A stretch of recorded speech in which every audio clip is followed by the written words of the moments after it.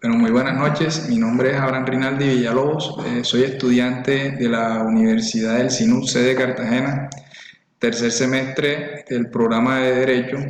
Y en la noche de hoy vengo a compartirles una lectura correspondiente a la tesis, ¿sí?, de la Universidad Complutense de Madrid, Facultad de Derecho, en el tema La teoría de la argumentación jurídica de Robert Alexis. Iniciamos con el estudio, el capítulo 1, Derecho y Sociedad.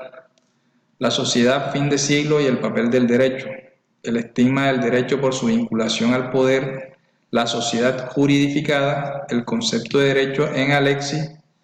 Iniciamos con el numeral 1, la sociedad, fin de siglo y el papel del derecho. El derecho no es idéntico a la totalidad de las leyes escritas, afirma el Tribunal Constitucional Federal en una decisión que marcará un nuevo rumbo a la creación judicial del derecho, como único medio de mantener vivo el ordenamiento frente al déficit de actualidad que le impone la historia. La ley y el derecho coinciden en hecho en general, pero no siempre y necesariamente.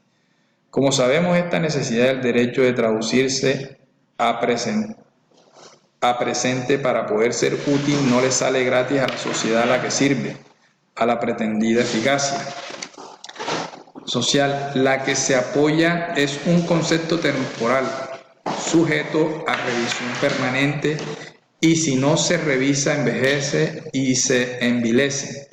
El derecho y la justicia no se encuentran a disposición del legislador. Había recordado el mismo tribunal en 1968 acotando el marco de la injusticia legal que el derecho no debe invadir en la nueva línea de apertura hacia los problemas de nuestro tiempo y sobre la base de errores del pasado.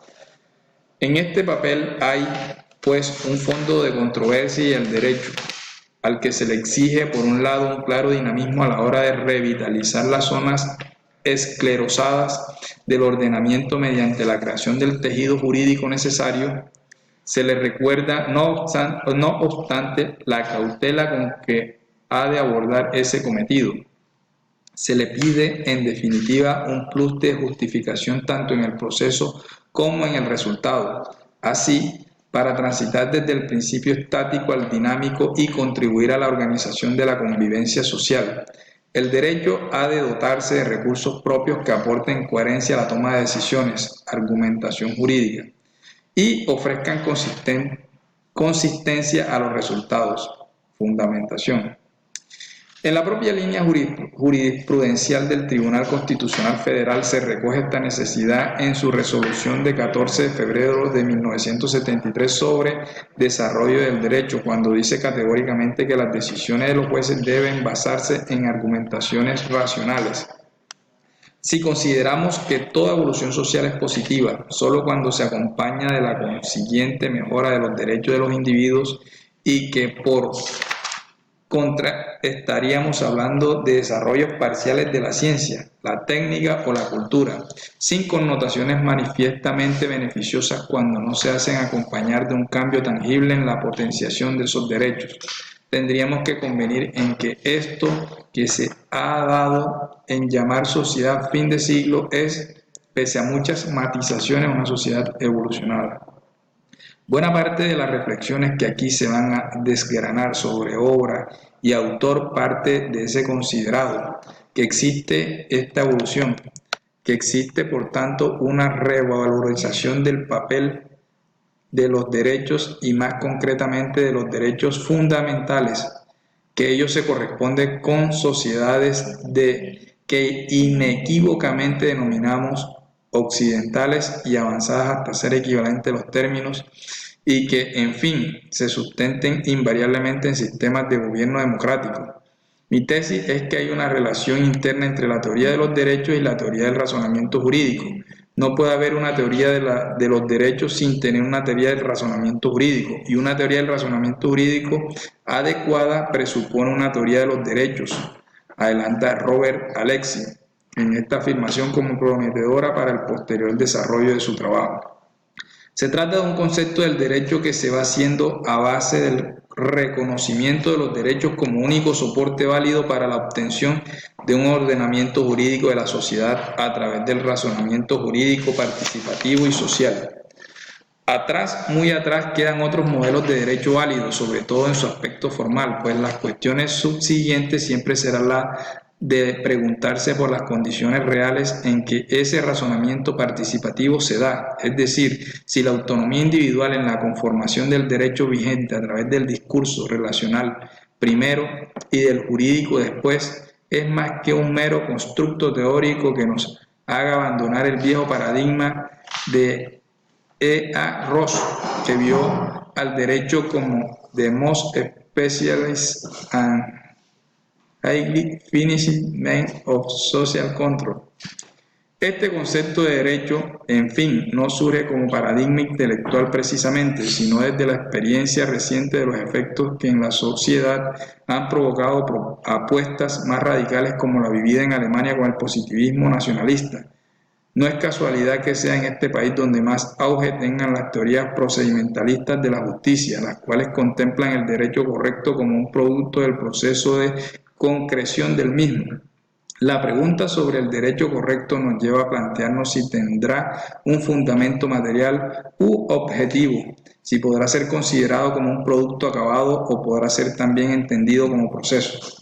Si alguna característica define a la sociedad actual, lo que se entiende por sociedad postindustrial es la de incorporar la diversidad en cada una de sus múltiples expresiones como modelo de un desarrollo integral y verdadero, asumido que la conflictualidad es un motor de cambio necesario. Se viene a reconocer igualmente que es indispensable la reconducción permanente de la misma en aras de una conversación de aquellos valores que se consideran patrimoniales de un modelo cultural evolucionado. Para ello es necesario un acuerdo en el nivel social que, convalidado en el plano institucional, sea llevado en último término y para garantizar el compromiso adquirido a un ordenamiento jurídico que le proporcionará carta de naturaleza. A este concepto procedimental del derecho no se llega sino desde la necesidad de buscar a través del consenso en que se basa toda noción de razonamiento las soluciones que la sociedad de hoy demanda y que no han quedado suficientemente resueltas con otros modelos jurídicos. El estigma del derecho por su vinculación al poder. Sabido es que el derecho estará siempre bajo la sospecha de ser un brazo armado del poder. En la tradición lo podemos reconocer bajo un enfoque pesimista de Hobbes, optimista de Rousseau y pragmático de Bentham. Sin embargo, la posición actual desde una perspectiva del derecho como proceso de discusión representada en uno de sus máximos exponentes, como es el caso de Aulis Arnio, es muy diferente. Las bases económicas de la sociedad o de sus relaciones de poder no tienen por lo general un efecto directo en el derecho. El estrato ideológico de la sociedad funciona como un medio. Su efecto es manifiesta en la moral, la religión y otras formas de cultura o de códigos éticos. El efecto entre las estructuras básicas del derecho y la sociedad no es paralelo. El sistema jurídico influye en la sociedad, ya que el derecho forma también relaciones sociales. Por tanto, hablar acerca del derecho como sistema de poder o como un genuino sistema de reglas es sumamente erróneo. Una variable del poder, la que más nos interesa aquí por otra parte, que atañe a la dialéctica de la argumentación, es la de la autoridad como cauce legítimo de expresión en los contenidos del derecho a través de su génesis. Algunos autores, como es el caso de Perelman, que creen que la argumentación jurídica, en tanto que el paradigma de la argumentación retórica, constituye la expresión más válida del derecho, entienden sin embargo que su característica más significada es la controversia, de la que solo se saldrá mediante la imposición de una decisión por vía de la autoridad. Si bien Perelman considera su teoría como una teoría lógica en sentido amplio, la tomamos aquí en tanto que supone un punto de inflexión en la evolución histórica de esta pragmática del derecho. Pragmática que, desde él, empieza a tener el carácter procedimental en el que se insertan las nuevas corrientes, la de nuestro autor incluido, que se consideran superadoras de las hasta entonces vigentes teorías analíticas de la argumentación. A nuestro propósito conviene citar brevemente la línea evolutiva sufrida por el derecho y los modelos de razonamiento jurídicos que el propio Perelman esboza. Según él, la evolución experimentada por el derecho y que bien podría traducirse en madurez tiene un recorrido acorde con la propia evolución de los modelos de razonamiento. El derecho se elabora según un modelo dialéctico argumentativo.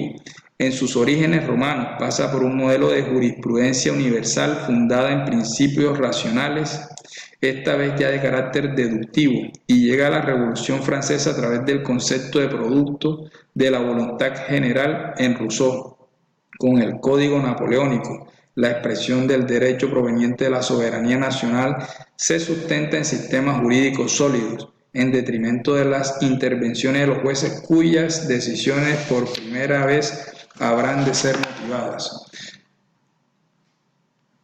Hemos abordado el estudio de su teoría en tres fases. En la primera, pretendiendo situarla en el plano histórico-social que le corresponde dentro del panorama jurídico contemporáneo. En la segunda, perfilando su contorno filosófico y sus correspondientes raíces e influencias en ambas direcciones. En la tercera, en fin, analizando sus conceptos fundamentales, ordenándolos de manera que pudieran constituir una forma alternativa de formular la propia teoría. Tras el Código Napoleónico, la suerte del razonamiento jurídico se concreta en tres teorías o formas de ejecución del mismo. La primera, la escuela de la exégesis, basada en un razonamiento deductivo argumentado silogísticamente. Ni la racionalidad ni la eficacia social preocupan al juez, sino solo que su sentencia sea conforme al derecho. En la concepción teleológica, funcional y sociológica que circula en torno a la obra de Jering, desaparecen los sistemas cerrados y emerge la figura de un legislador que utiliza el derecho para alcanzar ciertos fines y promover ciertos valores. Aquí la tarea argumentativa del juez es descubrir y respetar la voluntad del legislador. La concepción tópica, en fin, abre las puertas a las actuales teorías de la argumentación jurídica al conceder al juez la posibilidad de recurrir no solo a los principios generales del derecho, sino a sus lugares comunes o tópicos. Lo que pretende aportar la tópica es un reforzamiento de las decisiones conjugando equidad y seguridad jurídica, donde las soluciones sean no solo conformes a la ley, sino también equitativas, racionales y aceptables. Sobre la estela de la tópica aparecerían las modernas teorías procesales de la argumentación jurídica, entre ellas con especial relevancia la de Robert Alexis, en la que el juez goza de una libertad relativa con respecto al legislador, siempre que se mueva dentro del campo de las decisiones no solo razonables, sino razonadas. Estaríamos, pues, a estas alturas en un modelo de derecho con al menos una mayor capacidad de reacción a la instrumentalización por cualquier forma de poder. Sociedad juridificada. Buena parte de la herencia impositivista que hemos recogido se traduce en un afán por codificar los comportamientos sociales en los hilos del derecho, hasta un punto que bien podemos hablar de la nuestra como de una sociedad juridificada. De esta situación emergen dos modelos entre los que cabría situar el pensamiento jurídico contemporáneo. Por un lado, Radbruch, con sus elementos de filosofía del derecho, obra superadora de su inicial trayectoria positivista, donde la idea de justicia como soporte sustancial del ámbito de lo jurídico culmina con una idea del derecho más allá del derecho natural y del positivismo. De otro lado, hemos de considerar el modelo jurídico discursivo de Habermas, donde la idea de justicia que debe inspirar el buen hacer del derecho debe surgir de un proceso cooperativo de búsqueda de soluciones por parte de los actores, ya sean en primer o segundo grado. Si bien estamos sin duda más cerca de este segundo modelo, de alguna manera siguen existiendo con 4 modelos jurídicos característicos. El modelo abstracto natural, como forma más pura del justnaturalismo que ofrece la ventaja de que puede llegar al consenso a través de principios y normas particulares del derecho natural, libre de connotaciones metafísicas, si bien su argumentación adolecería de falta de concreción a la problemática social actual. En este sentido es abstracto, Por otra parte, la idoneidad y significación de las propuestas naturalistas a los problemas de hoy no es probable que se basaran en el acuerdo. En este sentido, es débil. La sociedad de hoy necesitaría propuestas basadas en la actualidad, el fundamento y el consenso. El modelo existencial histórico o derecho